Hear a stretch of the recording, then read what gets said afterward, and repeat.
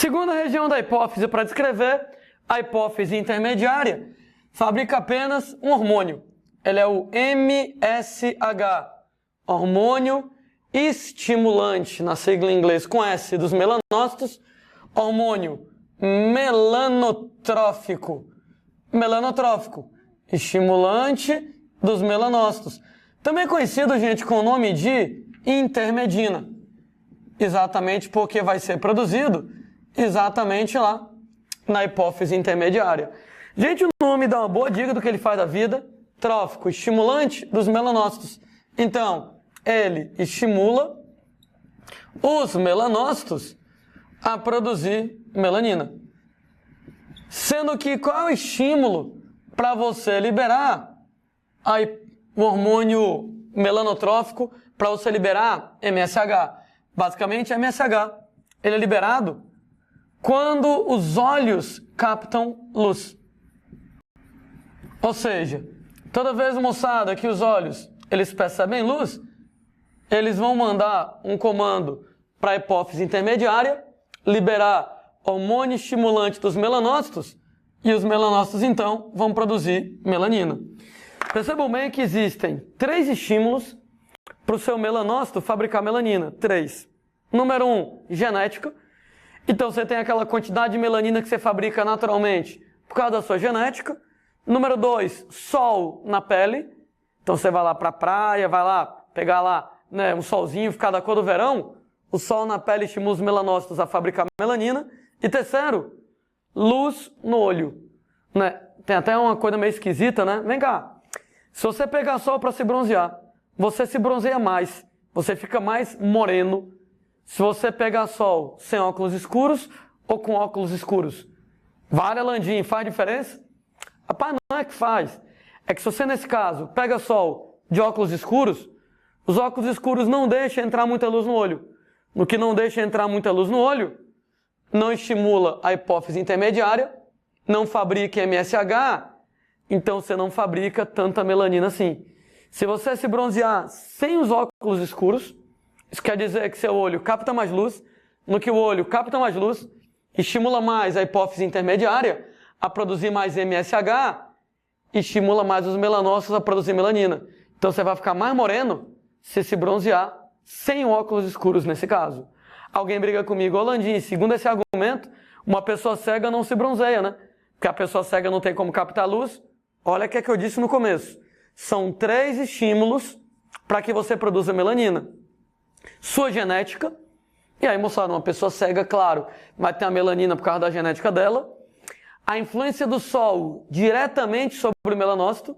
Então, mesmo que nesse caso lá, a pessoa seja cega, não enxergue luz, quando o sol bate lá em relação ao melanócito, estimula ele a fabricar melanina. E o terceiro, luz no olho. Aí, claro, para uma pessoa cega, desses 3 estímulos, um não funciona. Vai ter o da genética e vai ter o sol trabalhando diretamente em cima lá no melanócito. Mas não vai ter o lance, claro, da luz captada no olho, estimulando isso aqui. Né? Então, a pessoa cega, claro que vai se bronzear, mas, teoricamente, uma pessoa cega e uma não cega, a mesma quantidade de luz em cima, a pessoa não cega se bronzearia mais, né? Que a pessoa não cega vai ter os mesmos estímulos que a pessoa cega tem para produzir melanina, com o detalhe da luz sendo captada no olho. Na verdade, o MSH não nos interessa muito, porque dá para fabricar melanina sem ele, então na falta dele, não vai fazer diferença nenhuma na sua vida. Só vai fazer diferença na sua vida o excesso dele. Aí realmente, excesso desse hormônio, excesso de MSH, vai acabar, moçada, infelizmente, causando hiperpigmentação. Vai causar, né, um excesso de pigmentação. Os melanócitos fabricam mais melanina e isso gera manchas escuras na pele da pessoa. Então, se você tiver alguma disfunção hormonal onde fabrica MSH demais, você vai começar a ter manchas escuras na pele devido a essa produção aumentada de melanina nesse caso. Terceira região da glândula hipófise vai ser a neurohipófise, que é a hipófise posterior. Sendo, gente, que a neurohipófise, a hipófise posterior, ela não produz nenhum hormônio. Ela simplesmente não produz nenhum hormônio. ela apenas armazena e libera uma série de hormônios produzidos no hipotálamo, que é aquela região do sistema nervoso central. Essa informação, ela é extremamente importante para a gente, porque é uma casca de banana super tradicional. Então toma cuidado, que a neurohipófise não fabrica hormônios por conta própria. Ela apenas armazena, ela apenas libera hormônios fabricados ao nível do hipotálamo. Daí quando a gente falar dos hormônios da neurohipófise, na verdade eles não são da neurohipófise. Na verdade eles são do hipotálamo. O hipotálamo é quem fabrica, a neurohipófise apenas armazena e libera. São dois jovenzinhos, moçada. Número 1, oxitocina. E aí tem várias maneiras de escrever oxitocina, tá? Tem gente que escreve com X, com XC. Seja feliz, escreva do jeito que você achar mais bonito. Fato é que a oxitocina é um hormônio, moçada, que ele vai ter alguns papéis. O mais famoso deles é exatamente induzir as contrações uterinas relacionadas com o parto. Ou seja, quando a mulher, moçada, grávida, vai parir, a culpa é da oxitocina. A oxitocina estimula a contração da musculatura do útero para poder expulsar o pivetinho lá de dentro. Além de induzir as contrações uterinas, vai também induzir a ejeção de leite, a liberação de leite. Opa, quer dizer então que dois hormônios agem na fase de lactação da mulher, na fase de amamentação que a mulher está lá proporcionando para o filho. Dois hormônios. A prolactina da adenipófise fabrica o leite. Prolactina da adenipófise estimula as glândulas mamárias a fabricar o leite. E a oxitocina estimula o leite a ser liberado. Inclusive, não é que quando o moleque taca a boca no mamilo da mãe, ele suga o leite do peito, não. Não é isso não. É que quando ele taca a boca no mamilo da mãe, você tem, gente, um reflexo. E esse reflexo, ele acaba estimulando a liberação de oxitocina. A oxitocina vai ser um hormônio que é liberado diante da sucção do mamilo. Ou seja, toda vez que há sucção no mamilo, isso gera um reflexo, e esse reflexo ele vai fazer com que a neurohipófise libere oxitocina. Então, repito, não é que, sei lá, o mamilo é que nem um canudinho que tem leite dentro do peito da mãe e o moleque suga o canudinho. Pô, não é isso.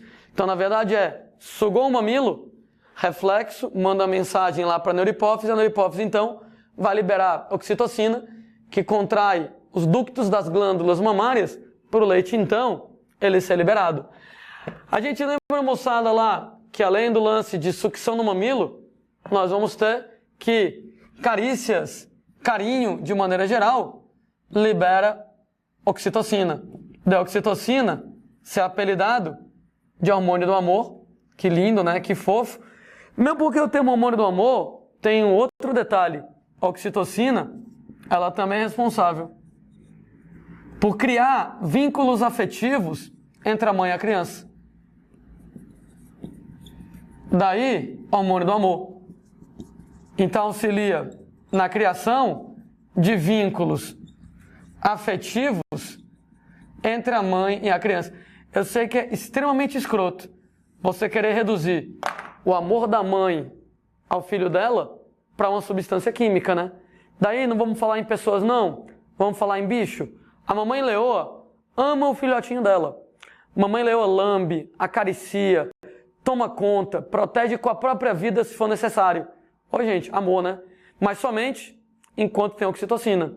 Acabou a oxitocina, acabou o amor. Mamãe leoa vai embora e o filhotinho que se vire para poder sobreviver sozinho, aliás, filhotinho não, ele agora é considerado adulto.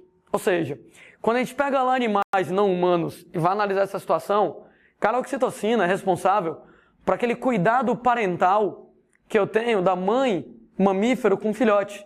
Então tu pega cachorro, gato, lambe, acaricia, limpa, né, e protege, etc e tal, enquanto tem oxitocina. Acabou a oxitocina, acabou o amor. Vai cada um para o seu lado, aí nesse caso. Inclusive, a gente acredita que, claro, na espécie humana, isso contribui.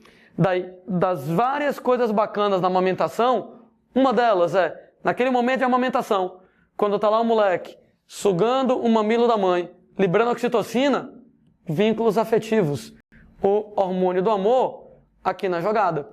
Sendo, gente, que a gente acredita que talvez em humanos, né, relacionamentos, né, entre adultos também estão lá influenciados pela oxitocina.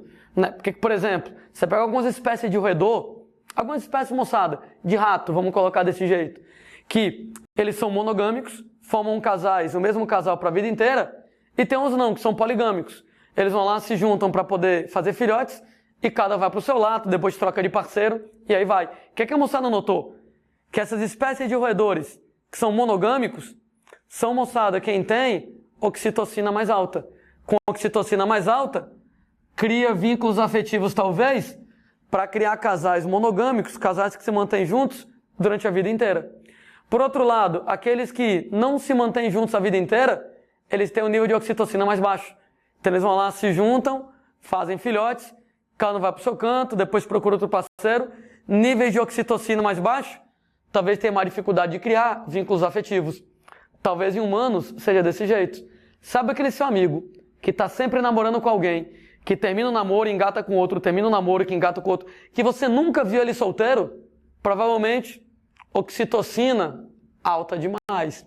Por outro lado, aquele seu amigo vagabundo, que nunca consegue se fixar com a namorada, que está sempre por aí, pulando lá, né, de namorado, ficante em ficante, etc e tal, talvez, moçada, seja oxitocina baixa. Né? Inclusive, falando em sexo, sexo libera, moçada, oxitocina, hormônio do amor. Carícias, carinho, acariciar, fazer sexo, libera, gente, oxitocina, o que inclusive ajuda a criar vínculos afetivos entre os parceiros sexuais. Né? Então, carinho, vínculo afetivo lá entre amigos, familiares, sexo, libera oxitocina pra caramba, né? Contribui para a criação lá de vínculos afetivos entre os parceiros sexuais. Né? Sendo que, inclusive, essa história de sucção no mamilo, carícia, acabar estimulando a liberação de oxitocina, era uma vez a mulher que ela está lá com 9 meses de gravidez, bem pertinho de parir. Não é muito aconselhável que a mulher no estado de gravidez tão avançado faça coisas, né? Ela transe, né? Por quê? Porque, cara, no que ela fizer sexo, carícia, sucção no mamilo pode acabar estimulando a liberação de oxitocina e ela acabar tendo um parto prematuro. Além de, óbvio, para muitas mulheres, quando estão na gravidez muito avançada, pô, aquele buchão lá, aquele barrigão lá de 9 meses, às vezes fica incômodo para a mulher fazer sexo, mas ainda tem esse detalhe, fazer sexo lá, né, no estado muito avançado da gravidez, pode acabar estimulando a liberação de oxitocina e um parto prematuro. Por outro lado, se a mulher quer ter um parto natural e ela quer induzir naturalmente o parto, faça coisas, né? Se ela, nesse caso lá, está perto da época lá de ter o parto dela e ela, de repente, quer induzir o trabalho de parto, faça sexo. Que o sexo, de repente, lá, estimula a liberação de oxitocina para poder, exatamente, induzir um parto. Né? Inclusive, lá nos hospitais, né, quando a mulher vai ter o parto, você pode fazer um parto natural induzido, né? Tem um parto natural, em que ela vai lá, todos os hormônios têm relação com ela mesmo, mas tem um parto natural induzido. Como é que induz? Taca oxitocina. Taca oxitocina. No que você tacar a oxitocina lá na mulher, estimula a contração uterina e bota o pivete lá para fora. Lembrando lá que a oxitocina, o hormônio do amor, também em relação lá com a criação de vínculos afetivos entre mãe e filho, parceiros sexuais, daí por diante. Nós temos, gente, o outro importante hormônio lá da neurohipófise, ele é o ADH, hormônio antidiurético.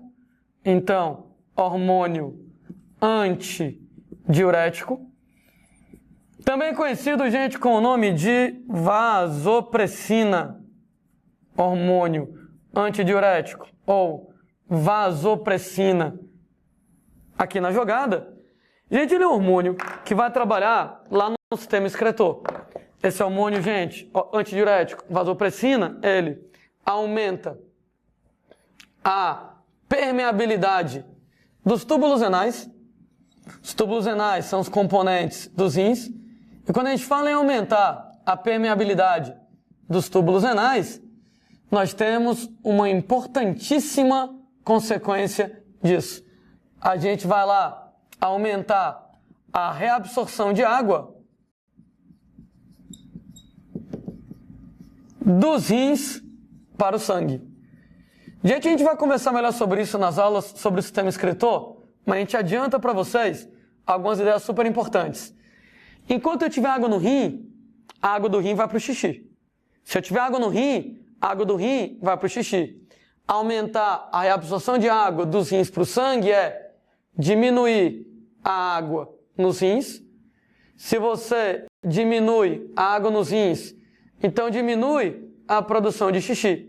Diminui a diurese, produção de xixi, e por isso o nome do hormônio é antidiurético.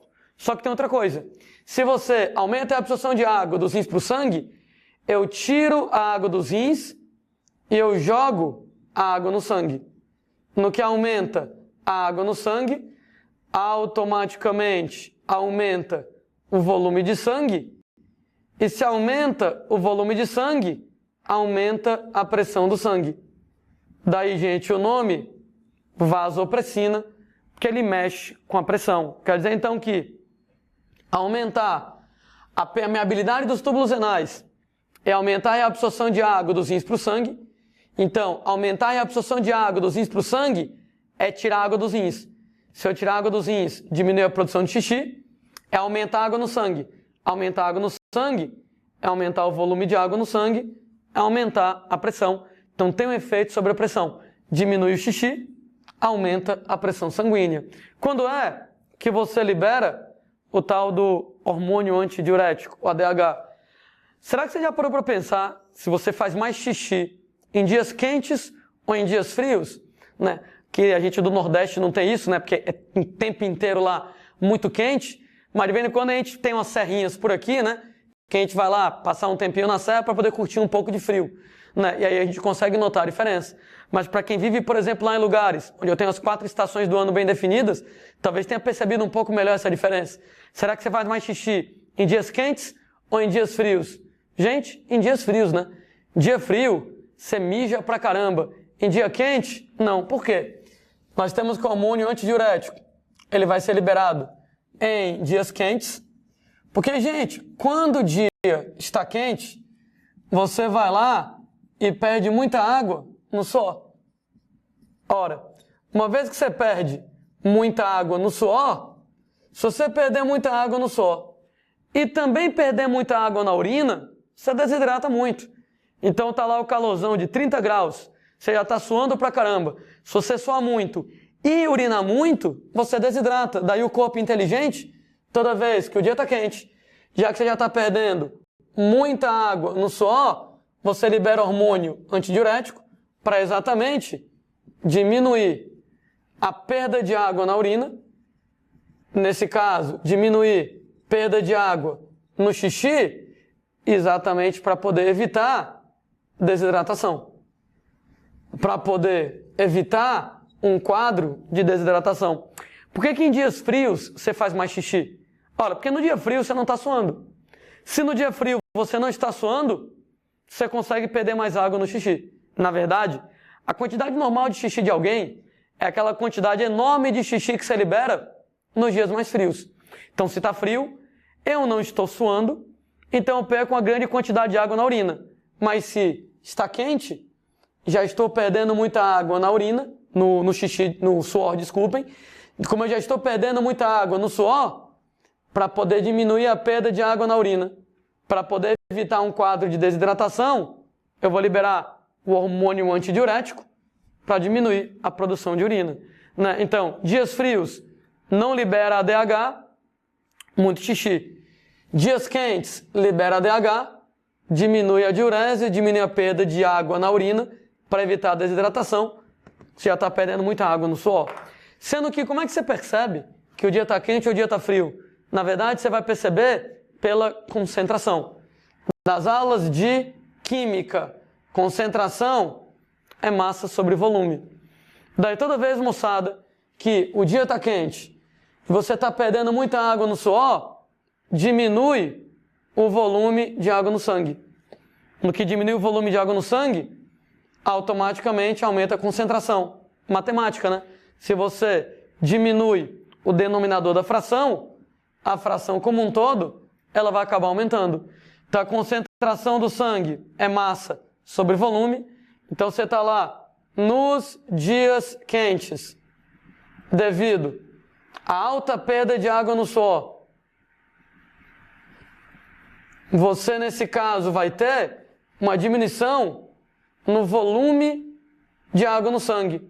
No que diminui o volume de água no sangue, automaticamente aumenta a concentração de sais. E esse aumento na concentração de sais no sangue da gente é o gatilho para que você possa produzir a bendita lá da vasopressina. Então isso aqui estimula a liberação da vasopressina, estimula a liberação de ADH. Dias quentes, estou perdendo muita água no suor, está diminuindo o volume de água no meu sangue.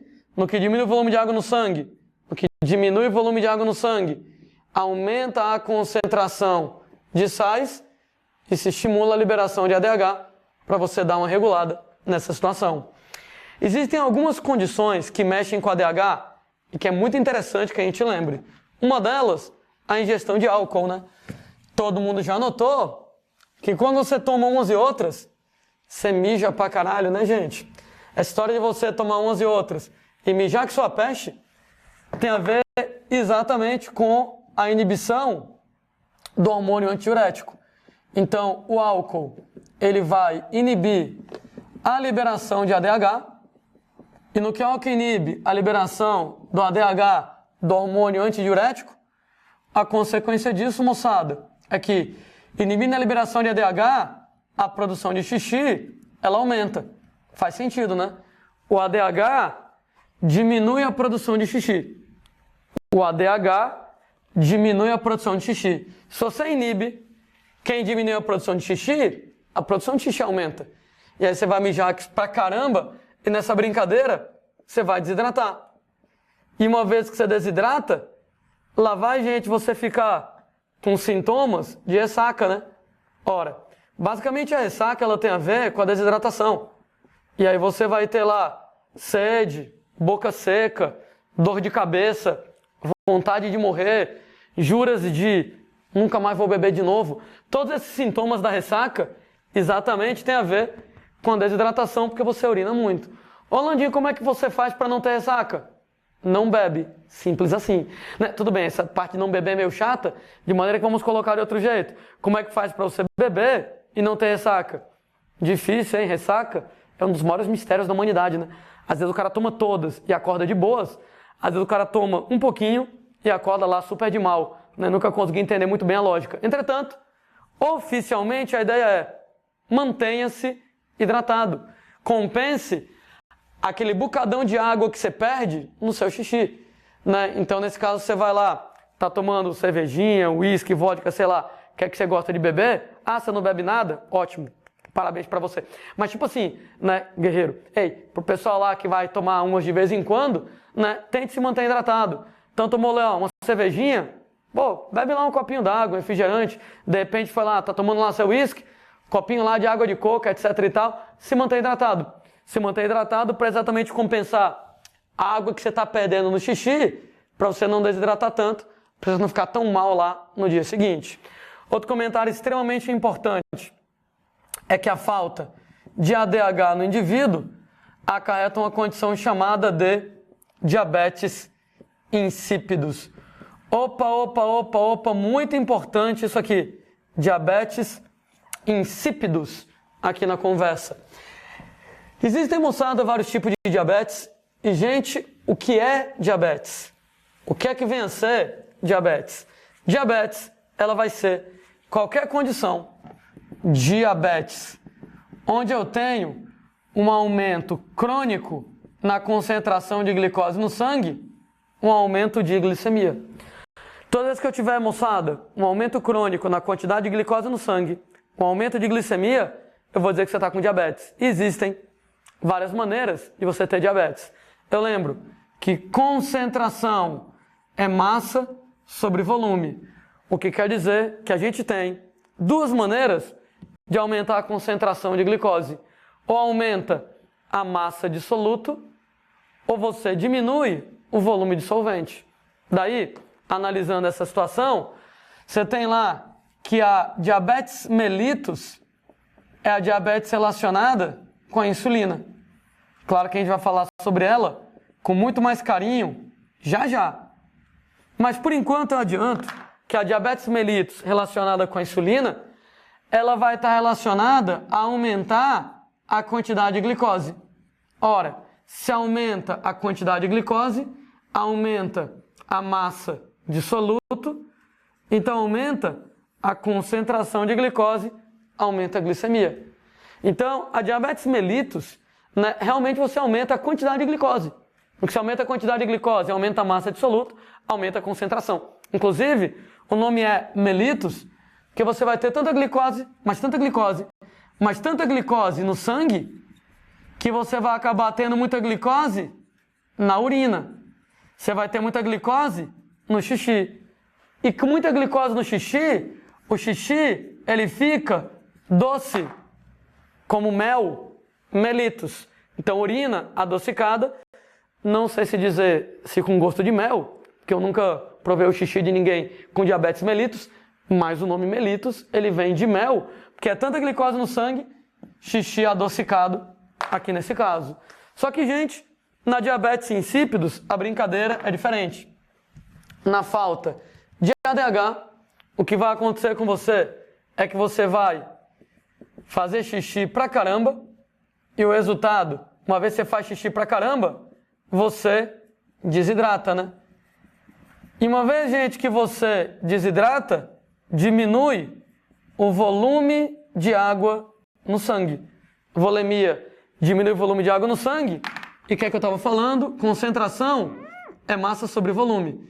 Tem duas maneiras de aumentar a concentração. Ou aumenta a massa de soluto, ou diminui o volume de solvente. Uma vez que você diminui o volume de solvente, aumenta a concentração no sangue do mesmo jeito. Quer dizer, então, que uma vez que diminui o volume de água no sangue, a consequência disso é que aumenta a concentração de glicose no sangue. Cuidado, cuidado, muito cuidado com isso. Aumenta a concentração de glicose no sangue, mas não aumenta a quantidade de glicose. Ou seja, é a grande diferença entre a diabetes mellitus. Então, a diabetes mellitus relacionada com a insulina aumenta a quantidade de glicose. Aumenta a quantidade de glicose no sangue, né? Aumenta a massa de soluto. Entretanto, na diabetes insípidos, o problema é que você está mijando pra caramba. Você está diminuindo o volume de água no sangue, se diminui o volume, aumenta a concentração. Diminui o denominador da fração, aumenta a fração como um todo, então aumenta a concentração de glicose. Entretanto, não aumenta a quantidade de glicose. O resultado é que quando eu aumentava a quantidade de glicose no sangue, era tanta glicose no sangue que escapava glicose no xixi. E o xixi fica doce, como mel. Vou usar um nome super elegante. Você tem glicosúria. Olha que nome fofo. Glicosúria. Glicose, úria. Na urina. Mas, gente, o problema da diabetes insípidos agora é porque você está diminuindo a quantidade de água. Então, aumenta a concentração de glicose, mas não aumenta a quantidade. Como não aumenta a quantidade de glicose, nós não vamos ter glicosúria. Nós não vamos ter glicose na urina. Como nós não vamos ter glicose na urina, a urina não fica doce. Ela fica insípida. Ela fica com o sabor normal que a urina tem, seja lá qual for, como eu disse, nunca experimentei. Sendo, moçada, que nesse caso, ela vai ficar insípido, sem sabor, ou seja, ela não vai ficar doce. Diabetes mellitus, problemas com insulina, aumenta a quantidade de glicose no sangue, aumenta a quantidade de glicose na urina, que fica doce, glicosúria. Glicose na urina, doce como mel, mellitus. Na diabetes insípidos, sem sabor, aumenta a produção de xixi pela falta de ADH, desidrata, diminui o volume de água. No que diminui o volume de água, aumenta a concentração de glicose, mas não aumenta a quantidade. Sem glicosúria, sem glicose na urina, a urina não fica doce. A urina sem sabor, aqui nesse caso. Ô Landim, o que é que faz com que você tenha essa falta de ADH? Porque tipo assim, né? Tô falando aqui de uma situação, é o álcool temporário, né? Não tô dizendo que o álcool causa diabetes insípidos em você, né? Você, nesse caso, vai ingerir álcool temporariamente, você vai ter esse efeito aqui.